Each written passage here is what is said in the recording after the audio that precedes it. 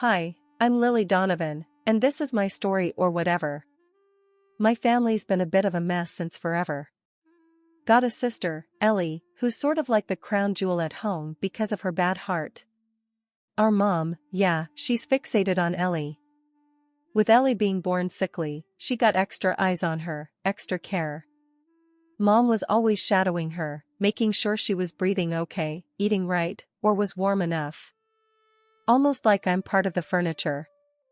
Anyway, Dad was different. He was my champ. When I needed something, he was my go-to. He'd listen, not just nod along, but actually listen. Ellie, though, she got all the attention without even trying, and the drama, tons of it. Take one morning at the breakfast table for example. I was on my second cup of coffee, flipping through some job listings. Dad was at the other end, eyeing the sports section like it had the meaning of life tucked in there. Then in breezes Ellie, all theatrics, like she's about to drop some Shakespearean tragedy on us. So, the doc says my heart's acting up again, Ellie says, all breathless and expecting a scene. Mom's up from her seat like someone lit a fire under her, asking, "What does that mean, hon? You feeling okay? You need anything?" Ellie, "Nah, I'm fine. But the vacation's off. Doctor's orders." Dad stops looking at his paper and goes, "That's rough, kiddo." Me, I'm just silent. Because what's there to say? Every little thing about Ellie's sickness tosses our family into chaos. But before I can even shrug, Mom's looking at me with those eyes. You know the type, like I've suddenly kicked a puppy by being quiet. And out of nowhere, I decide to toss in my 2 cents, maybe it's not the end of the world, right? Mom almost jumps at me.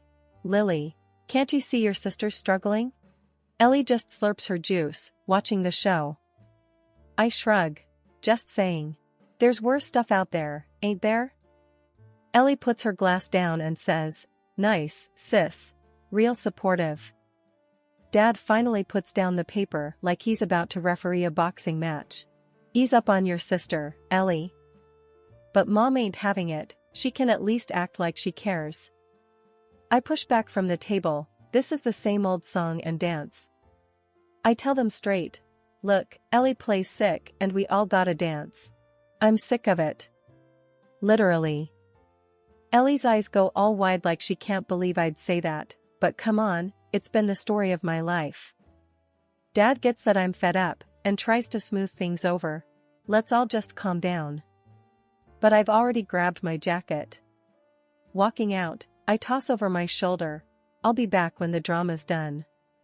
You can bet they had a lot to say after I left, but honestly, for once, it was nice not to hear it. Dad understood, Mom was pissed, and Ellie, well, Ellie was Ellie. That's family for you. My sights were set on college, it was my out. It wasn't just about getting away, it was about getting somewhere. Grades had been my weapon of choice, and I wielded them well. I scored a ticket to a good school, a scholarship to boot. Ellie, despite everything, made it to college too, though it was clear her path there was marked by a different set of expectations. She was out to prove something, but I still wasn't quite sure what. "You gotta aim high, Lil," Dad said once as we cleared plates, his hand landing heavy and sure on my shoulder. "Don't let anyone dim your lights, hear me?" "Yeah, Dad. I hear ya." I smiled, tucking those words close. It was the quiet fuel I needed. To soar. To escape. To be more than just Lily Donovan, sister to the kid with the weak heart, daughter to a mother with uneven scales. College was a different world. I had my nose in the books, pushing hard to make something of myself. Ellie, she just couldn't hack it. She was lost, floundering in seminars and lectures, like she was trying to read a map with no legend. She dropped the news on me like a bomb, the tinny voice from my cell speaker signaling surrender. "College ain't my jam, Lily," Ellie said, her words lackluster. "I'm dropping out." I balanced the phone between my ear and shoulder, multitasking between the call and my constitutional law textbook. "You're bailing?" just like that? Got better things lined up than being a brain like you, she snapped back. There was a heavy dose of her trademark venom in her voice. The same one that could turn from sweetie to serpent in a single sentence. So, what? You're skipping off into the sunset with the first guy who bats an eye? I snorted. Exactly, she hissed. Someone's gotta live a little while you bury yourself in those dusty books. Wouldn't want to die alone with cats as my only company. I squeezed the bridge of my nose. Ellie could never resist a jab. Next thing I knew, I was sitting in the back of a dimly lit church, law book hidden in my lap, as Ellie strutted down the aisle. She had nabbed herself a husband before she'd even figured out who she was. It was like she was playing life's game without bothering to learn the rules. After the I do's, she swanned over with her glass raised, smirking like she'd won some sort of race. Cheers to me, the married woman, and to you, Lily, maybe you'll graduate to cat lady soon? She snickered, cruelty wrapped in a toast. I bit back the anger, knowing Ellie relished any sign of getting under my skin. Maybe, but at least I'll have a law degree to hang on the wall. Cats or not. Her eyes narrowed. You think you're better than me, with your big dreams of being a hotshot lawyer? As she flittered away to go cut the cake, a part of me wanted to scream. I wanted to shake some sense into her. But I stayed in my seat, the anger simmering. Back on campus, I poured myself more into my studies. The late nights were my fortress from Ellie's barbed comments. Every essay, every exam was another brick in my walls, fortifying my future against her cynicism. Ellie and I were on divergent paths, she, reveling in the now with a sharp tongue, and I, building a foundation for tomorrow with gritted teeth. That was just the way of it. You can't pick your family. But you sure as hell can pick which of their words to listen to. And Ellie's? I was learning to let them go like seeds in the wind, insignificant and unworthy of taking root. Turning 30 hit different. The job at Uncle John's law firm was steady. Every day in court was like a chess game. I'd become good at it, keeping my cool under those fluorescent lights. Mark and I had been an item since who knows when. We figured, why not make it official? So we planned to. Dad's been gone a while now. I don't bring it up much. Stuff happened, he's not here, we move on. That means I've kind of been both the rock and the hard place for myself. When I said to Mom and Ellie, hey, I'm marrying Mark in a bit, they just shrugged. That's nice, Mom said without looking up from her cards. Ellie? She couldn't even pause her TV show. I heard her mumble a congrats, buried under a heap of reality show noise and screams of her children. Where's her husband Dave? He was almost never at home.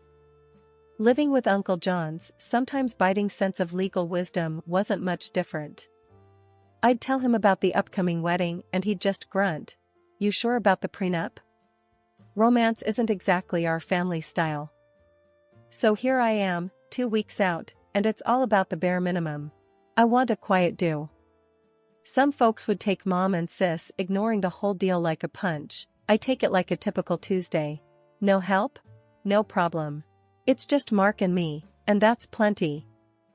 I draft my own contracts by day, iron out merge clauses, and at night, I scroll through potential honeymoon spots on my phone. No fluff, just picking a place to unwind. After the case I just cracked, I need it. Weddings bring out strange in folks, I guess. Mom suddenly caught up with her bridge club, acting like playing cards is her full-time job. I dropped by to give her an update on the no-fuss dress I picked, not that she asked. She barely glances up, don't stress. It'll be fine. Full house. I should have knocked.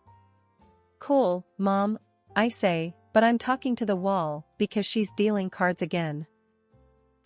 Ellie's the same. She calls, and it's one crisis after another. I can't find a dress, she complains over the phone. Ellie, just wear something from your closet.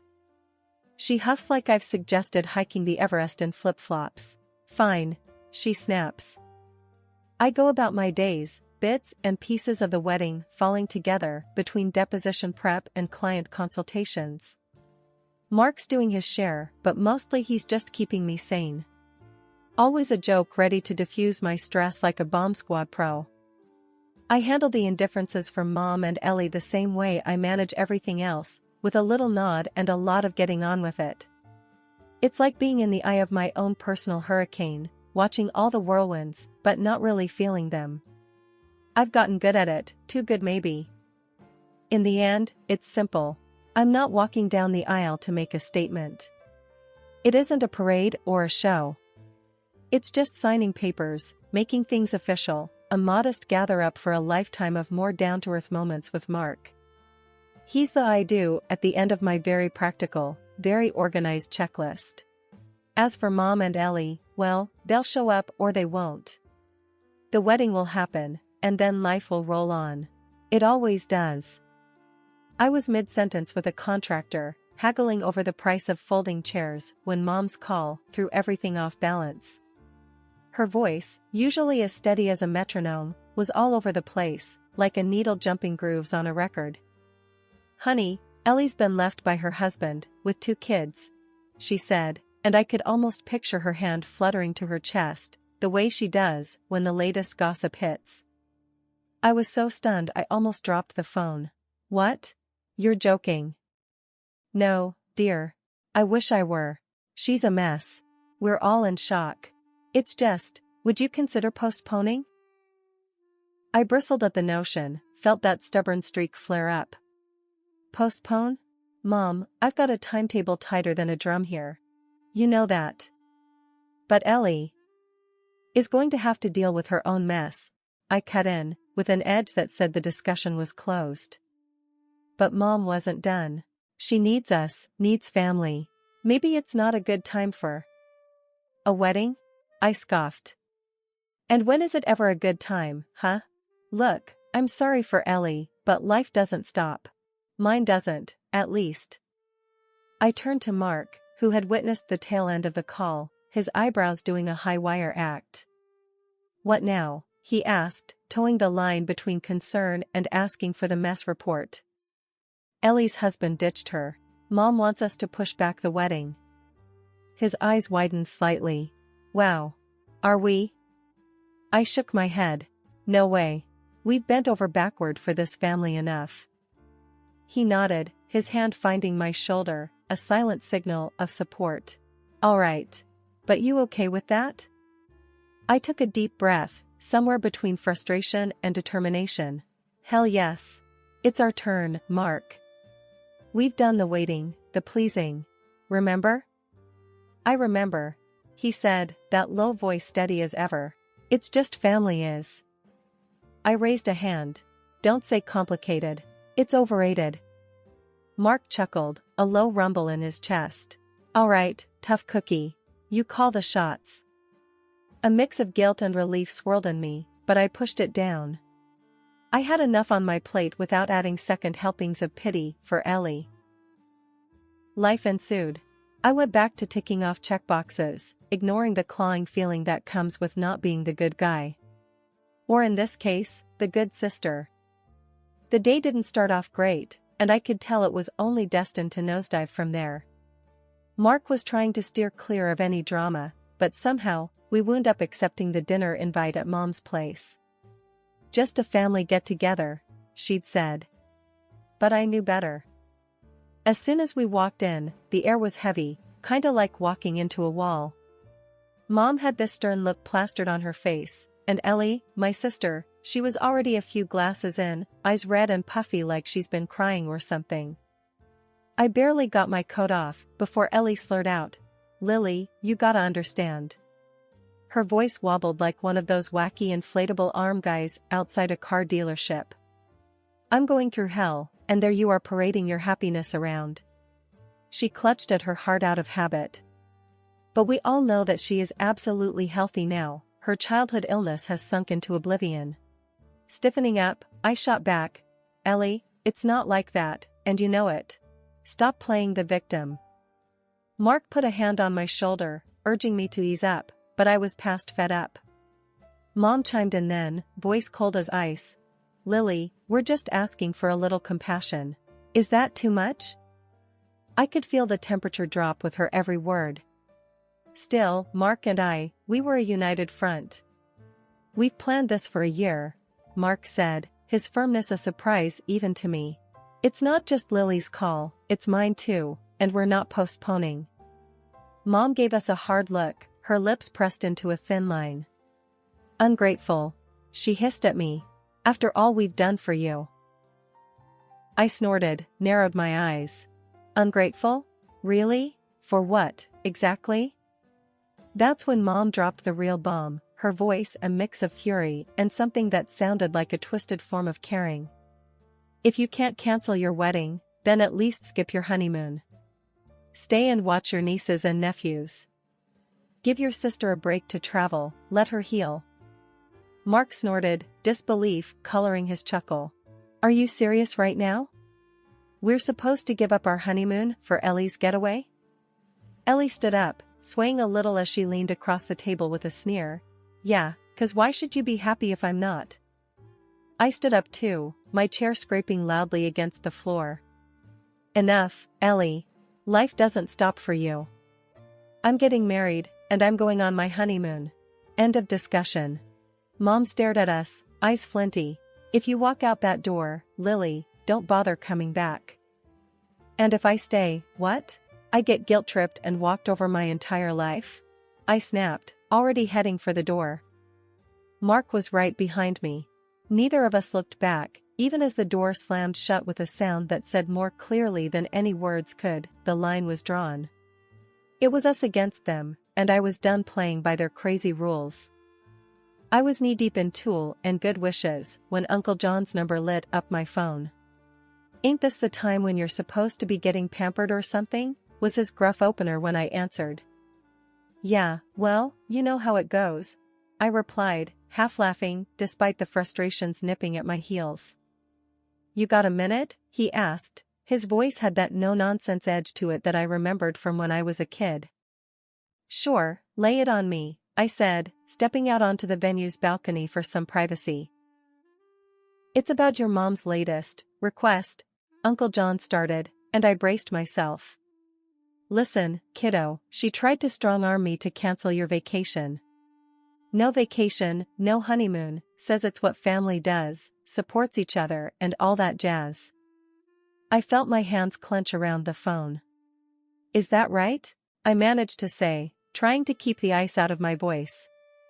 Yeah, but don't worry, I told her where to shove it, Uncle John replied, and I could almost hear him spitting the words out. Uncle Jay, you didn't have to get involved, I said, the gratitude and stress mixing up inside me. I'll fight your corner any day. This is your time.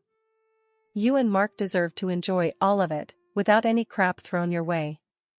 I just can't believe she's trying to ruin my wedding and break my honeymoon, I said, rubbing my temple.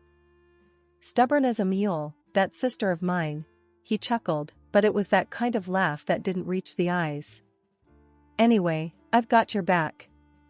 You two just focus on tying the knot and then getting naughty on your own time, if you catch my drift. I laughed, a real laugh this time, couldn't have said it better myself, Uncle. Course you couldn't. I'm the family wordsmith, he said, his voice proud as a peacock. Then he lowered it a notch. Remember, kiddo, you're doing nothing wrong. Go, get married, be happy. I promised I would and hung up, feeling a notch lighter, but with the weight of the whole situation still sitting on my chest like an unwelcome cat. The rehearsal dinner was buzzing when I got back. Mark caught my eye across the room and frowned when he saw my face. Everything okay? He mouthed.